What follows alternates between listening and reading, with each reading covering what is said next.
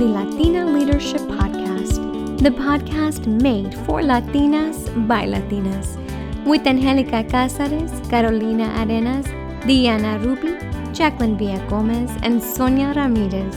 Get comfortable, amiga, and enjoy the conversations. Hi, and welcome to another episode of the Latina Leadership Series. I am your host. My name is Anjelica Cázares. And on today's episode, I have the amazing, what's become now a very good friend of mine there in Houston, Texas, a fellow artist, a fellow visual artist. So, Roni, I absolutely give the guest an opportunity to introduce themselves and to the audience and the listeners. So, just who are you and what do you do? Well, thank you so much, Angelica, for having me on. Yes, I'm Roni Cabrera Moreno. My name is actually Veronica, but I go by Roni. I am an arts advocate. And what that means for me is I advocate for art and access of art to art and supplies for all communities, no matter what area of town you're in, but also trying to promote intergenerational arts. So having families creating art together from child to senior, grandparent, aunt, uncle, whoever it may be. And then I'm also a community leader, which means I'm advocating for my neighborhood of the East Tex Jensen and for some of the things that we need here and just trying to be a voice for this community. I'm also an artist. I do paint. I've painted murals. I have a soccer ball in the Hobby Airport with the World Cup art bid, and I have murals in the Heights. And so I do a little bit of everything. And I'm a mom of 4 amazing, wonderful boys that are getting too big before my eyes, and a wife to my husband. So yes, that's me Nice. in a nutshell. In a nutshell. No, absolutely. So on today's conversation, I do want to get to know you a little bit better. Right. I know I called you a fellow friend, but the amazing part of this podcast is I get to ask I get to ask questions that if you want to answer you can, but if you don't, absolutely I understand. But I get to ask questions to get to know you just a little bit better. So before we get to art in the heart and all that other stuff, All right. you quickly mentioned that you're from the area where your actual art studio is at, or Right. your community art studio, so to Mm-hmm. speak. Yep. Tell me a little bit about what the neighborhood was like and where did you get the passion to want to like express yourself in the form of art? Yeah, so it's a loaded question in a sense. So I'll try to keep it brief. So the East Tex Jensen is actually located 12 minutes north of downtown from Minute Maid. I've mapped it. It's really not that far. But unfortunately, if you've ever driven down Jensen through the neighborhood, some people, not just myself, but other people have expressed that it feels like you're stepping into another country. Mhm. It has kind of been forgotten. So I did grow up here. This is where my grandmother and my father raised me. Left for a few years and then came back and was like, everything's the same. It hasn't changed. I went to school in Our Lady of Guadalupe for a very long time. And so a lot of the things that I did were in that neighborhood, but still living over here. And so when I started working and doing different things as far as the arts, I was teaching classes in the Heights, helping at an art studio and running a summer camp and doing different things, and then also working for a church.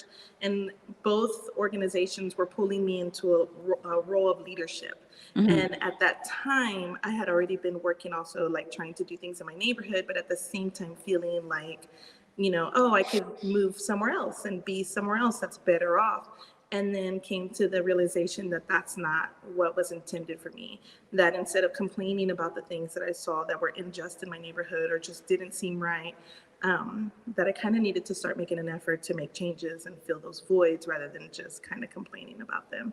And I got to see amazing spaces where I was working. I got to see amazing like people pouring in and doing all kinds of stuff and learned a lot from those experiences, and then said, I want to replicate this and bring this back to my community because we deserve the same that they have over here. So that's pretty much it. Yeah. Yeah. So I don't think you touched on it, but why art? Why Why do you art? do art? Yeah. Why art? So art is so big, right? Art is visual art, it's music, it's photography. I mean, it's all around us. Like we realize more, I think, through this pandemic season than ever how important and how much like art is in our lives. I don't think people realize that, from the shoes they wear to the blanket they cover themselves at Yeah. night. to the cell phone in their hands. Like art is around you everywhere. But my personal journey with art actually began when I was a kid. My father was an artist. And so he would draw all the time. And he also painted vehicles for a living. And he did upholstery work. So he used to sew with the big machines. And he was an interesting character. So I didn't get to have a lot of time, one-on-one time with him. But when I did, he was creating and doing something. And so at 10 years old, he passed. When I was 10 years old, he passed away. Mm. And it was very confusing, I don't know, like Latina grandparents, they don't really talk about those things. You suffer something, you get up, you keep moving, and you don't really talk about it. You don't process it. There's no language. So you just keep going. And so when I was about 12 years old, I was working on a drawing. I didn't really know I could draw or do anything. But I guess maybe it was a learned instinct from seeing my dad creating. All of a sudden I'm like, pull up this piece of paper and I'm mourning him. I'm still processing him 2 years later. What happened? I'm in his bedroom. That's not my bedroom. Like it's this really weird thing. And so I'm drawing two hands praying. And then I put a ribbon across with his name on it. And I slide it into my binder and I take it to school with me. And then someone in my class, he's like, hey, that's a really cool drawing. What is that? Who's Noe? I was like, well, Noe was my dad. And then that's when that conversation started of, well, my dad died. And, this is how I'm feeling. And I really want to say that's the first time that I actually communicated what I was feeling. And that only happened because of an art piece that I created. That's how I was expressing myself. And then someone was able to ask me more questions. And that's kind of how it's been through this journey of my life is, I'm feeling something or something's going on and I can just express it through my art. So, Oh my goodness. Ronnie, do you remember something back in the day you used to call it Fun Day in the Park? no. No, so it was an initiative through the city of Houston. They would call it Fun Day in the Park, where they would go to different small parks, like in the neighborhoods, and then they Mm-hmm. would have like a festival, right? Oh, Um, it was very fun, but when I hear you tell that story about the two praying hands inside of the ribbon, that definitely takes me down the journey of like because I'm a visual artist at heart. mm-hmm. Like I've always been a visual artist, but anyway, going to that conversation, that it's those conversations that happen with other people when you start to share your art, right? And it Mm-hmm. starts to get people interested and invested into what how you're feeling, what you're doing, right? So art, like you Right. said earlier, it's all forms of expression. It's Mm-hmm. visual, it's physical, it's all sorts of ways, but the best way I think okay, so let's get a little bit like deeper. How do you when people ask you what is expressive art? Is it an emotion that you feel like you create on paper or you create like in the community? Or is it a project that you take on? You're like, this is the reason why? I think it's both, actually. I think sometimes we don't even know what we are trying to express, and we figure it out as we are creating. Like that's the wonderful thing. Like for instance, last night I was working on a project. It's for a family, and it's a mural. It's going to be a large painting for them. They're new to Houston, and so they've decided to make it their home. And Mm, as I was creating it, I was like, what am I trying to do with this painting? What am I trying to communicate? And the little bit that I know about them, and then the more I started learning about them with the images that they sent me, I'm starting to express what I feel they are connecting when it comes to the city and to Houston. And so sometimes you really don't know. Like sometimes you're getting in there and you can feel angst. I don't know if you've ever felt that. Like yeah. you can feel the angst inside of you. Like I feel like I need to create, and you don't understand why. You don't understand what's going on. But then you figure it out as you're creating, and then you're like, oh, that's what's going on inside of me. Yeah. That's what I'm trying to get out. It's this. And it's really interesting. Like I know that that's why they use art in psychology. That's why they use art in all kinds of things when you're trying to dig into people and help them understand what's going on in their mind, because Mhm. sometimes we don't even know. We don't We even know. don't. We Yeah. don't. We have no idea. So the only reason I bring up Fun Day in the Park was because we had to create posters around that Fun Day and that event that was going to happen in our park, in our local park. And they were Mm-hmm. selecting the students out of the middle schools to like create the posters because they were one of them was going to win and they were going to like do like a what is it called on the side of the road, the billboard, right? They were going to put on Oh, a billboard. fun. Yeah, I Yeah. know. And I created it and I kept advancing to like they're selecting art. Oh, here are the top 10, here are the top 5, here are the top 3. And Mike kept advancing. Again, I already knew I was a visual artist since I was a little Mm-hmm. girl. Like Yeah. I started playing with like sculpting and soaps. My mom would get mad. She'd be like, "Why are you wasting soap?" And I'd be like, "I don't know. I have my senses and I can smell it. It smelled gross, but I was like, but I like what it created, you know." Mm-hmm. Mm-hmm. Anyways, the poster was selected, and that's when I was like, for me, it was like it affirmed to me that Mm-hmm. I was a visual artist. Right. Did you have any moment like that in your career or down your path as a visual artist? Or was it the praying hands and the question being asked to you? Or did you know way before that? Ooh. Hmm. Like the moment of. I'm trying to think of that. Do you remember as a little So girl? Oh, sorry, go ahead. so I can remember like going to HSPVA and being there and still feeling like, am I really an artist? Am I really doing this? You know, da da da. And then my kids, I had my kids pretty young, and so I'm working and volunteering at the PTO and still creating and still drawing and still doing things. And my husband suffered a very severe accident, and so he was out of work for about 4 or 5 years. And during that time, I'm working in the refineries and, you know, doing some hard labor to keep our family going. I'm still drawing and drawing on the gloves, drawing on the hard hats, drawing. So I don't know that I actually had a moment of I'm an artist. I think until someone told me, "Oh, you're an artist." Oh, And I started getting introduced as, "This is Veronica, my friend. She's an artist." So even though, like, since 12 years old till my adulthood, I had been creating and doing things, it actually took someone else to say, like, "Oh, she's an artist," or "My friend, the artist." I do remember having an instance, a really good friend of mine, Judith, we've known each other since third grade, and life had been rough. And we went to do art crawl. And, you know, she looked at me and she goes, "This is you. You are one of these people. Like, these are one of, you should be doing this." And I went home and I'm thinking, I'm raising kids, I'm working hard. Like, how could she still think that that's me? You know, so there's a lot of things. I think for some people, when we have self doubt, when we think that life hasn't gone the way we expected it to go, we think, "Oh, well, we don't fit in that bubble, we don't fit in that circle, you know, then I can't be that." And so I think that's why it's so important to me that I can share this with like the kids and especially the girls in this community that I mhm. serve, is that, you know, no matter what life is throwing at you, if you're creative, you're creative. I mean, I believe that everybody's creative, honestly, because I think we Mhm. were creatively made. You just have to find your niche. But the other kids that are like extra into painting and extra drawing, I'm like, "You're an artist." That's why I like having the teenagers come and paint murals and work in things, because I don't want it to take them, you know, 20 years to decide that they are an artist and someone have to tell them they're an artist, you know? So, yeah. That made me want to cry. That made me want to cry to hear um, that you feel you have a special gift and that you can share with the world, and you feel hindered to be able to do that. Mm-hmm. Um, but I can see your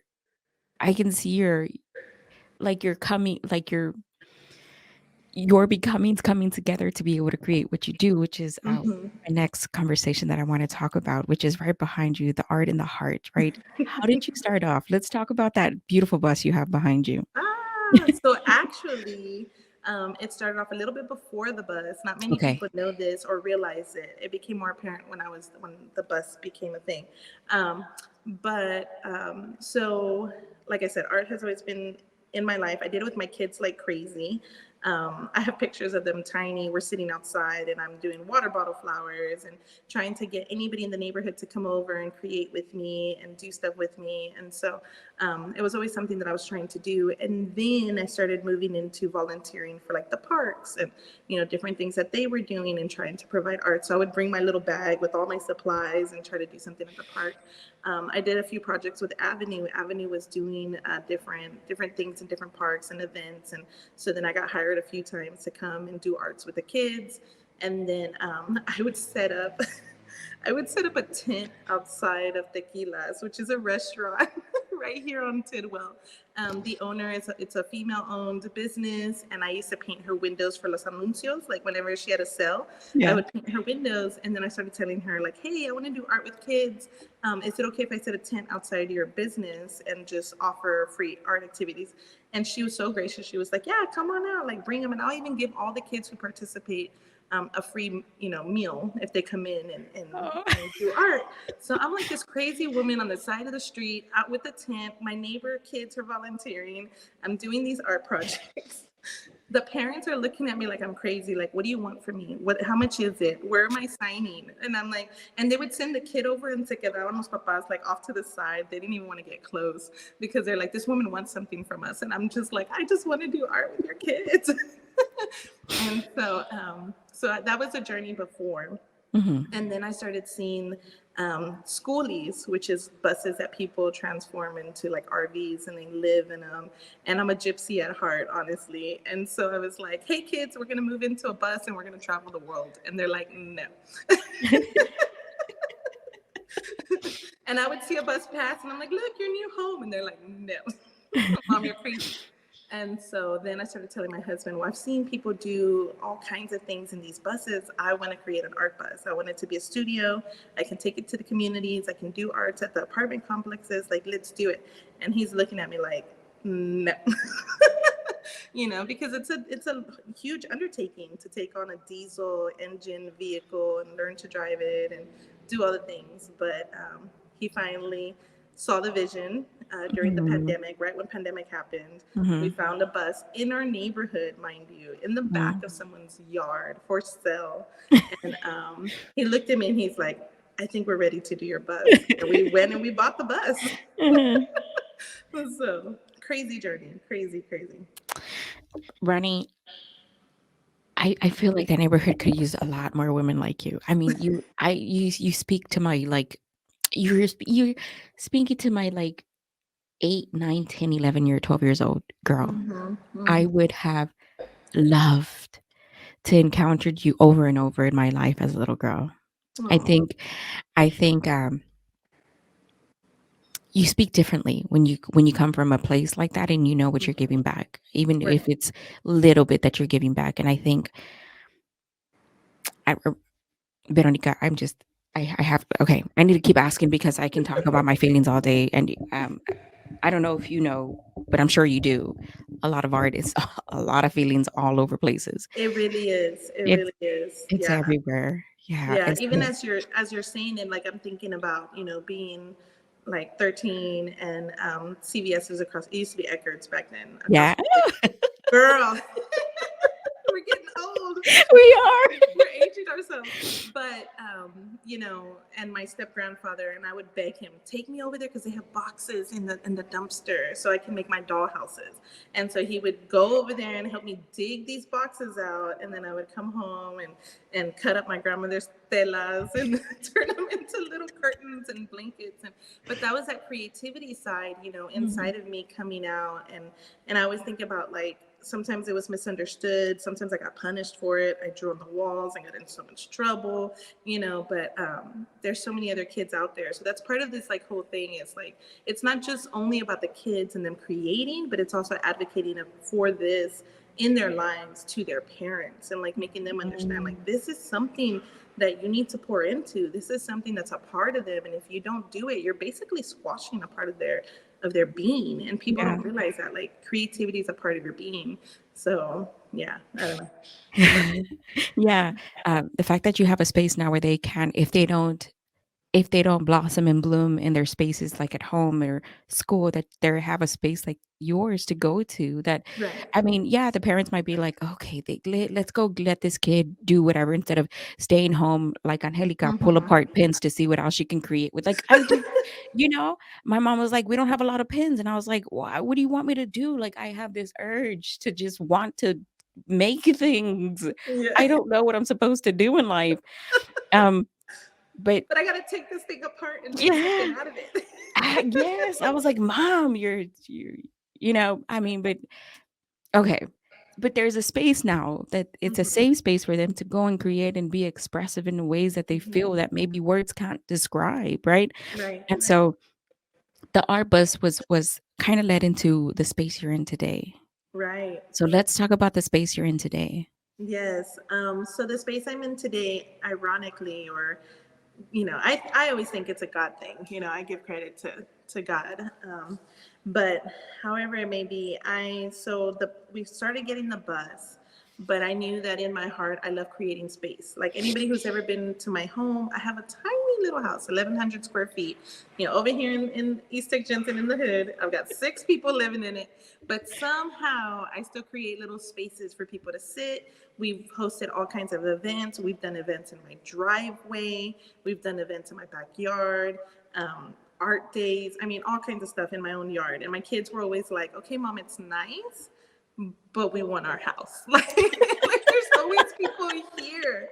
And I'm like, yeah, but there's no space for the community to get together. There's no space. We started hosting some of the meetings, advocating for like speed bumps and just everything in my own backyard, right? And so, I have the bus and I'm doing all these things. And my husband's like, you want to create space. We need to find somewhere for you to have space. So then I find this building. It's 8,500 square feet. Oh. At that time, nobody's in it. Nobody had been in it for about 4 years. It needed paint, it needed work. And for a little while, it was for sale. And so I'm like, man, I would love that building. It's $600,000. I'm like, there's no way we can do this. And so I reach out to the realtor, and turns out the landlord didn't want to sell it. He wanted to rent it. Mm-hmm. So we have some conversations, and he gives me the keys, and he's like, go see if somebody can rent it with you, find somebody. So girl, I was up and down asking friends who wanted to start a church, friends who needed offices for different things. I mean, I was trying to get somebody to rent this place with me because I knew that I wanted to do something in this space, in the neighborhood. It's the only building on Jensen that mm-hmm. doesn't have like a bar attached to it, or a club attached to it, or a pawn shop attached to it. And so I was like, I want something standalone. It's a big building. Like, I want this building. Nobody wanted to rent it with me. Everybody would come and look at it and go, yeah, no. And so, so I would give the landlord the keys back. And then a few months later, I would call him. Did you rent the building yet? And he was like, this girl. So all of this is happening, and then I get a call from the Kelly Clarkson producer. What? And I'm like, this is fake. Girl, she was emailing me, texting me, Instagramming me, Facebooking me, and she was calling me. And I'm like, this is fake. I don't believe that this is happening. And finally, she sends me a message, and she's like, if you don't believe who I am, please look me up on LinkedIn. Mm-hmm. And I'm like, oh, yeah. So I look her up on LinkedIn. It's for real. She's really from the Kelly Clarkson Show.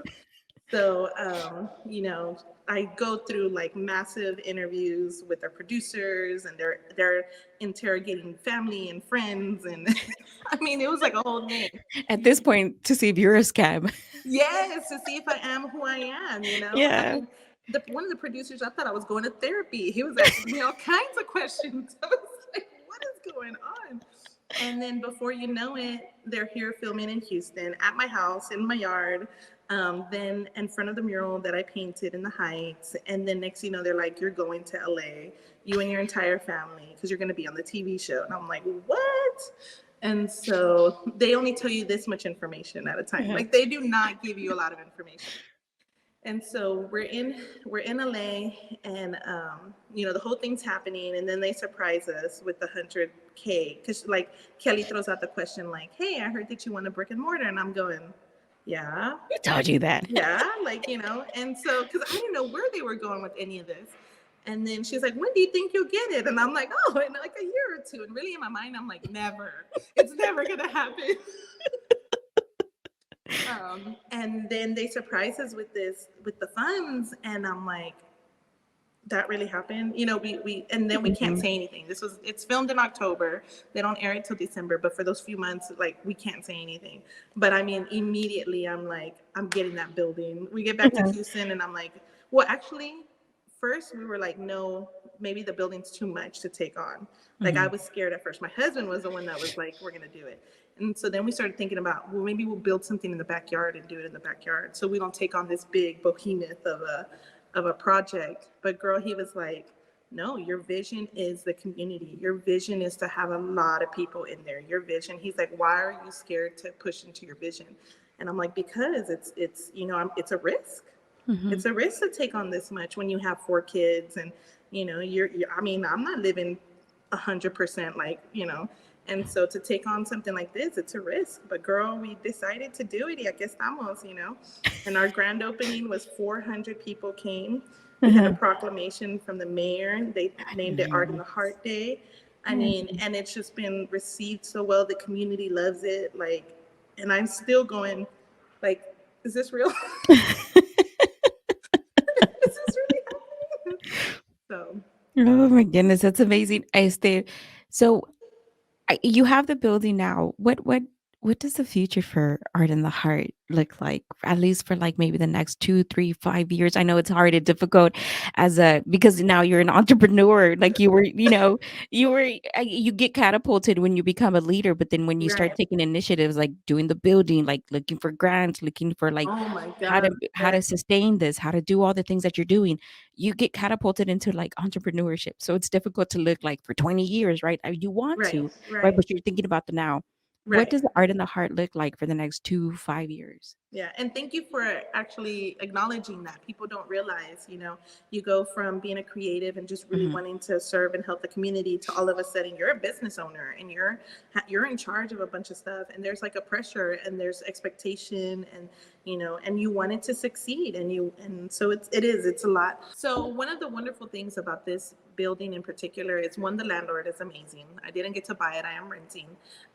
And he is like on board and he wants to see change in the neighborhood. He grew up in this neighborhood.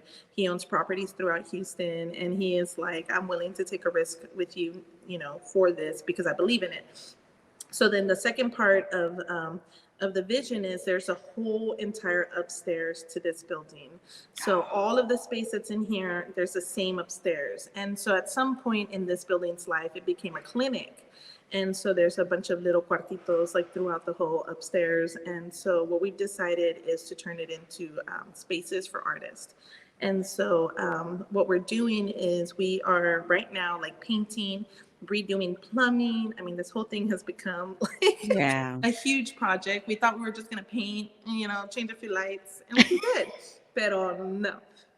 You know, redoing electrical, redoing plumbing, putting in a whole air conditioned system up there. Like, we are throwing a good amount of funds into that, which is, you know, what is needed. And again, it's another risk that we're taking, but we believe in it.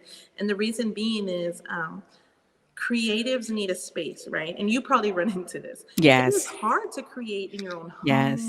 It is Yeah. hard to create in your space. You know, you fight within yourself because as a creative, you want to make a mess, you want to pour in. But then when you're in your home, you're like, well, I got to clean everything before I can get started. And you know, my kids are making noise, or, you Yeah. know, so you really need a space to go and create. And I completely believe in that. And I have seen that in my own life, trying to work out of my living room, trying to work out of my bedroom, you know, keeping my husband up at night because I'm working on something. My son walking in and slapping paint on the painting that I had been working on for hours and really needed. And so I really do believe that artists need space. So what we're trying to do is create spaces up there that artists can rent from. That's not going to be, you know, $3,000 in, you know, close to downtown, but it's going to be a smaller space, but it's more attainable financially. And then that also builds like a relationship with the community and with Mhm. the community center. So then these artists are going to have kind of a membership to Art in the Heart. They have Mhm. their own personal space to use to create, but then we want them having like art exhibits here. We want to do more markets, and so then we'll have a team of artists. And then City of Houston is huge. It's wonderful. There's constantly projects happening. So the goal is to also have artists of different styles upstairs. So like mosaic, welding, like all kinds of artists. So that then if projects do come up in the City of Houston, it's like, what do you need? Because we've got them, you know. Yeah. And then that helps us kind of have a voice when it comes to this community.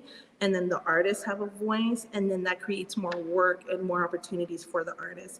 And so, you know, I'm learning the website. My husband's been putting websites together, social media. So we really want to support the artists with those things.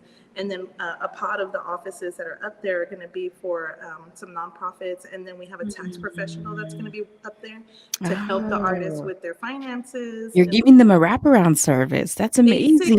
Yeah. Basically, you know, because when the artists are healthier and they're supported, then they can create more beauty, and especially in a community like ours, and they can uplift our city. It uplifts them as artists and as a family.